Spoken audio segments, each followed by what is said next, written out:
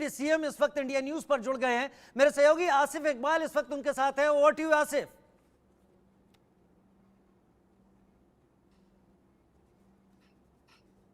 मजबूत आवाज कही जाने वाली शख्सियत और बिहार के डिप्टी सीएम विजय सिन्हा जी हमारे साथ हैं। सीधे विजय सिन्हा जी से पूछ लेता हूं, सर इस जीत को कैसे देख रहे हैं और किस तरीके से आप लोगों को उम्मीद थी ये जीत की?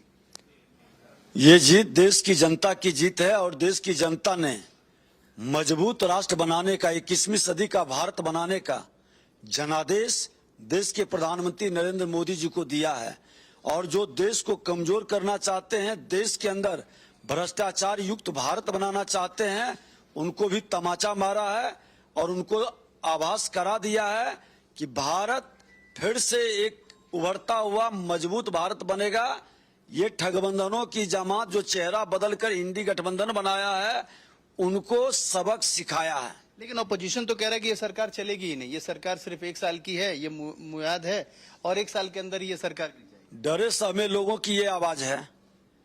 ये जनता की गाढ़ी कमाई लूटने वाले जो भ्रष्टाचारी हैं, जो परिवारवाद की जमींदारी स्थापित करना चाहते थे, वो डरे सहमे लोगों की आवाज इसी तरह के वातावरण भ्रम का फैलाकर चुनाव में जो वातावरण उन्होंने फैलाया, संविधान को खतरे में बताया, लोगों के बीच उन्माद पैदा करने का प्रयास किया, चुनाव आयोग पर, संवैधानिक संस्था पर जिस तरह से गलत बयानबाजी किया, ऐसे मानसिकता के लोग ये बयानबाजी कर रहे हैं। ये देश के अंदर राजनीतिक और अस्थिरता का वातावरण बना करके भ्रष्टाचारियों को पोषित करना चाहते हैं। लेकिन जी कह रहे हैं कि नीतीश जी को प्रधानमंत्री तक का ऑफर आ गया है। अब ये सोच के देखिए कि जरा प्रधानमंत्री जी का ऑफर आया और प्रधानमंत्री पद का ऑफर उन्होंने ठुकरा दिया। अभी तो ठुकरा दिया, यही ओपोजिशन कह रहा है कि जब ये बात खुद त्यागी जी कह रहे हैं तो आज तो उन्होंने ठुकराया है, लेकिन कल उसको एक्सेप्ट भी कर सकते हैं। मैं बता दूं कि देश जनादेश दिया है प्रधानमंत्री नरेंद्र मोदी जी को और एनडीए गठबंधन पूरी मजबूती के साथ, एकजुटता के साथ, इसके सभी नेता ने कहा है कि प्रधानमंत्री मोदी जी आप जो भी निर्णय लेंगे मैं आपके साथ खड़ा हूं। जो राष्ट्र के हित में गठबंधन हुआ है, वह गठबंधन देश की जनता के लिए उसकी भावनाओं के अनुकूल है। अवसरवादिता की राजनीति करने वाले इंडी गठबंधन जो अफवाह और वातावरण फैला रहे हैं, ये सौदेबाजी पर उतरे हुए हैं। इनको कोई पूछ नहीं रहा है, इनका कहीं कोई महत्व नहीं है। संख्या बहुत ज्यादा का फर्क नहीं है, वो लोग संख्या बल गिना रहे हैं। वो तो कह रहे हैं कि देखिए इतनी संख्या है, 2 वैसाखियां हैं। वो लोग बार बार एग्जांपल जो दे, 2 वैसाखी है, नीतीश कुमार जी की और नायडू जी की। ये दोनों वैसाखी कभी भी इधर से उधर हो जाएगी। संख्या बल से ज्यादा आत्मबल उस पर प्रबल होता है, उसकी ताकत ज्यादा होती है और आत्मबल एनडीए के साथ है, क्योंकि देश की जनता का भावना। बिहार में क्या होने वाला है? बिहार में आप लोग लीडरशिप मान लिया आप लोगों ने कि 2025 में नीतीश कुमार की लीडरशिप में चुनाव लड़ेंगे। देश का नेता माननीय प्रधानमंत्री नरेंद्र मोदी जी हैं और बिहार के नेता माननीय नीतीश कुमार जी हैं और दोनों नेता अनुभवी, सक्षम, सीजन, अब कोई इपट नहीं। और ये सुन लीजिए, दोनों का निर्णय जो होगा लोग स्वीकार नहीं करता है, स्वागत करता है। बिल्कुल, अगर आपका कोई सवाल हो रहा हो तो आप पूछ सकते हैं। सीधे विजय जी बैठे हुए हैं और हर सवाल का बहुत ही बेबाकी से, क्योंकि मैंने कहा कि बिहार में अपनी अलग अमिट पहचान है इनकी, हर बात बेबाकी से अपनी राय देते हैं। विजय जी से एक सवाल पूछिएगा कि अब चूंकि केंद्र में गठबंधन की सरकार बनने जा रही है, प्रधानमंत्री नरेंद्र मोदी पहली बार गठबंधन की सरकार शुद्ध रूप से चलाने जा रहे हैं, तो क्या बिहार के विशेष राज्य की दर्जे की बात उठती है तो उस पर गंभीरता से विचार होगा? क्या इस 1 साल के बीच में जब तक विधानसभा चुनाव होने वाले हैं, इस विशेष राज्य के दर्जे को फैसला भी लिया जा सकता है? बिल्कुल गौरव, मैं पूछ लेता हूं। देखिए साफ तौर पे सर, हमारे बहुत सीनियर एंकर हैं, उनका ये कहना है कि एक बार पहली बार एनडीए की सरकार आई है। 2 बार तो एनडीए की सरकार थी, लेकिन बीजेपी बहुत मजबूत रही है। इस बार तमाम सहयोगियों के साथ मजबूती के साथ आगे बढ़ रहे हैं।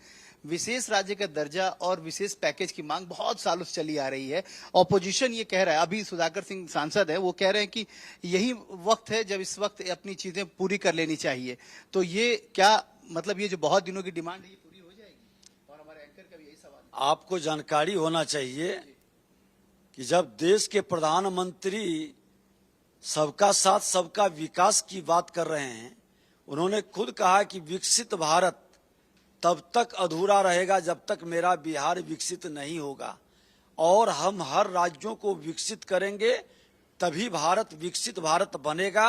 और ये चिंता जब प्रधानमंत्री स्वयं कर रहे हैं, तो जो राज्य की खजाना को लूट कर बिहार को कमजोर और लज्जित किया है, वो लोग बिहार की मजबूती की चिंता क्यों कर रहे हैं, ये लोग समझ रहा है। तो आपको लगता है, क्योंकि आप तो डिप्टी सीएम है, आप तो पूरे बिहार को समझ रहे होंगे, अगर विशेष पैकेज मिल जाता है या विशेष राज्य का दर्जा मिलता है, उससे क्या सहूलियतें क्या बेहतर हो जाती हैं? आपको जानकारी होनी चाहिए कि बिहार में आज देश के माननीय प्रधानमंत्री नरेंद्र मोदी जी ने जितना विकास किया है, उसकी चर्चा हमारे बिहार के माननीय मुख्यमंत्री जी ने किया है। और बिहार के अंदर आज इंफ्रास्ट्रक्चर से लेकर के हर क्षेत्र में विकास की जो गति बढ़ी है, उस गति को दुगनी करनी है। ये प्रधानमंत्री जी ने कल अपने संबोधन में कहा है कि जो देश के अंदर गति विकास की चल रही थी, वह दुगनी गति से चलेगी। और जो आरोप ऐसे ही लगते रहेंगे, मतलब ऑपोजिशन सिर्फ आरोप लगा रहा है, ऑपोजिशन अपनी लॉजिक दे रहा है। वो तो कह रहा है कि देखिए संख्या बल, वो तमाम चीजें, फिर उन्होंने कहा कि देखिए बॉडी लैंग्वेज में चेंजेस है, वो इस तरीके से एग्जामिन करते हुए प्रेस वार्ता कर रहे हैं वो लोग। देखिए, अपोजिशन तो देश को भरमाने का, अपोजिशन तो कह रहे थे कि ईवीएम पर हमला बोल, चुनाव आयोग पर हमला बोलो। वो तो तैयारी कर लिए थे महाभारत कराने का कि गड़बड़ रिजल्ट आता है तो सब मिल करके हमला बोलो। जिसको संविधान और संवैधानिक संस्था पर भरोसा नहीं हो, विश्वास नहीं हो, जनता के ऊपर जिसकी विश्वास नहीं हो, मतलब आप कह रहे हैं कि अब ऑपोजिशन ईवीएम पे हल्ला नहीं कर रहा है? एक शब्द निकला है क्या?